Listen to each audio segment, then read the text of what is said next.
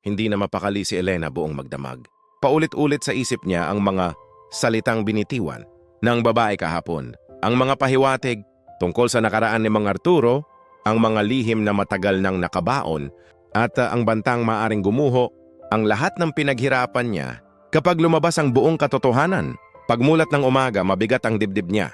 Tahimik siyang naghanda papasok sa opisina, pero sa bawat paghigop ng kape at sa bawat hakbang palabas ng bahay, ramdam niya na may paparating na unos. Pagdating niya sa Santa Mesa Commercial Complex, agad siyang sinalubong ng malamig na tingin ng mga tao. May mga bulungan sa hallway, may mga matang umilag, may mga mukhang naghihintay ng pagbagsak niya. Sa loob ng elevator, mag-isa si Elena. Tinitigan niya ang sarili sa salamin. Ang babaeng minsang tinawag na walang silbi, anak ng basurero at hindi kailanman naasenso.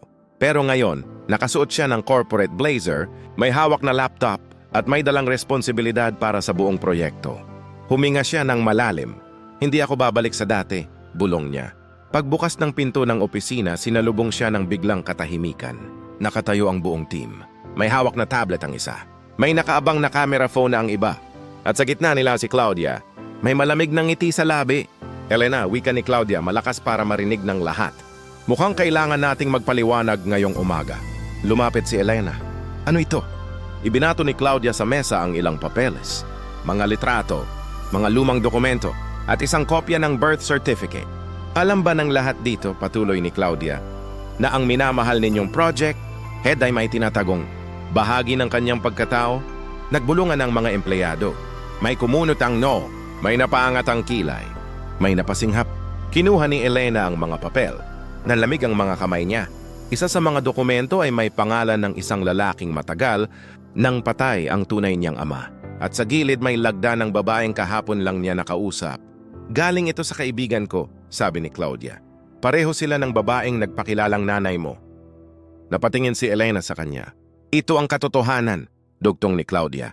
Hindi lang peking ina ang problema mo, pati ang pinagmulan mo. Biglang bumigat ang hangin sa opisina. May mga mata na nakatuon kay Elena na parang hinuhusgahan siya. May mga mukhang naghahanap ng butas. May mga taong tila naghihintay na bumigay siya. Sa sandaling iyon, pumasok si Mang Arturo. Tahimik, mabagal ang lakad, ngunit matatag ang tindig. Tumigil siya sa tabi ni Elena. Kailangan bang gawin ito sa harap ng lahat? Tanong niya kay Claudia. Ngumiti si Claudia. Mas maganda ng malinaw sa lahat, Mang Arturo, para alam nila kung sino talaga ang sinusunod nila. Huminga si Elena ng malalim. Nararamdaman niyang nanginginig ang tuhod niya. Pero tumayo siya ng tuwid. Hahayaan niyo ba akong magsalita? Tanong niya. Tumahimik ang lahat.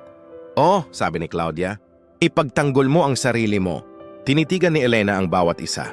Oh, may mga bagay sa nakaraan ko na hindi ko alam noon. Oo, may mga taong biglang lumilitaw para guluhin ang buhay ko. Pero isang bagay ang sigurado ako. Tumingin siya kay Mang Arturo. Hindi ako pinalaki ng kasinungalingan. Nagulat ang ilan. Ang lalaking ito, patuloy ni Elena, ang nagturo sa akin paano magtrabaho ng marangal. Siya ang sumalo sa gutom ko. Siya ang umako sa lahat ng mura, tadyak at sampal na para sana sa akin. Biglang bumigat ang mga mata ni Mang Arturo.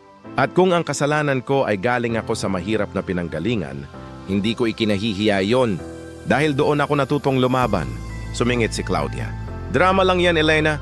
Ang tanong, karapat dapat ka pa bang mamuno? Lumapit si Elena sa mesa. Isang iglap, hinampas niya ang palad sa ibabaw nito. Tumahimik ang buong opisina. Kung ang batayan ninyo ay chismis, paninira, at peking dokumento, pwede ninyo akong tanggalin ngayon din. Napasinghap ang ilan? Pero kung ang batayan ninyo ay resulta, integridad, at trabaho, nandito lahat ng reports ko. Lahat ng numbers, lahat ng achievements ng team na ito. Inilabas niya ang laptop. Isa-isa niyang ipinakita ang data, ang mga contracts, ang mga projections, ang mga approvals ng board. Habang nagsasalita siya, unti-unting nagbabago ang mga mukha ng mga tao. May napayuko, may napaangat ang kilay, may napatingin kay Claudia. Nabasa sa hangin ang pagkabigo ni Claudia. Hindi pa ito tapos, Mariing sabi nito. May mas lalabas pa. Tumingin si Elena sa kanya. Handa ako. Tahimik ang sagot niya pero puno ng tapang. Sa labas ng opisina, magkatabing umupo sina Elena at Mang Arturo. Parehong pagod, parehong mabigat ang dibdib. Pasensya ka na, anak, mahina ang sabi ni Mang Arturo. Kung hindi dahil sa akin, hindi ka sana nadadamay sa mga ganito. Umiling si Elena. Huwag po kayong mag-sorry. Kung hindi dahil sa inyo, wala ako dito. Tumahimik sila sandali. Pinagmamasdan ng mga taong naglalakad. Mga empleyadong may kanya-kanyang laban. Mga ordinaryong tao na may sariling sugat. Alam mo, sabi ni Elena, ngayon ko lang talaga naintindihan Ano? na ang katotohanan pala may presyo at minsan, kailangan mong bayaran iyon ng dignidad, luha at tapang. Hinawakan ni Mang Arturo ang kamay niya. At kaya mo yan. Tumango si Elena. Sa likod ng dura at dugo, unti-unti niyang natututunan na ang tagumpay ay hindi dumarating ng tahimik. May kasama itong paninira. May kasamang pagdududa. May kasamang sakit. Pero hanggat buo ang puso mo, walang kasinungalingan ang kayang tumalo sa'yo.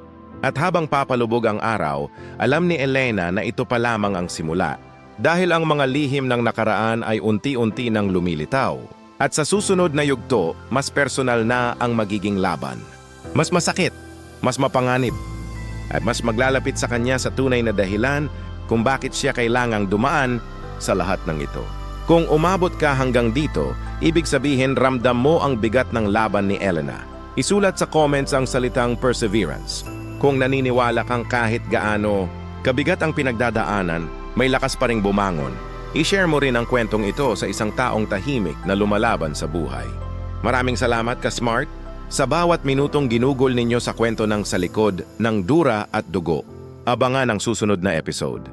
Dahil mas personal na ang laban at mas malapit na ang katotohanan. Gusto mo bang makasave sa binibili mo? Bumisita sa Smart Save to Shop. Link nasa comment section. Kung nagustuhan mo ang video, mag-like, comment, at share. Malaking tulong ito sa amin. Sundan mo rin kami para updated sa bagong videos. Forever bless. God bless. Ingat lagi.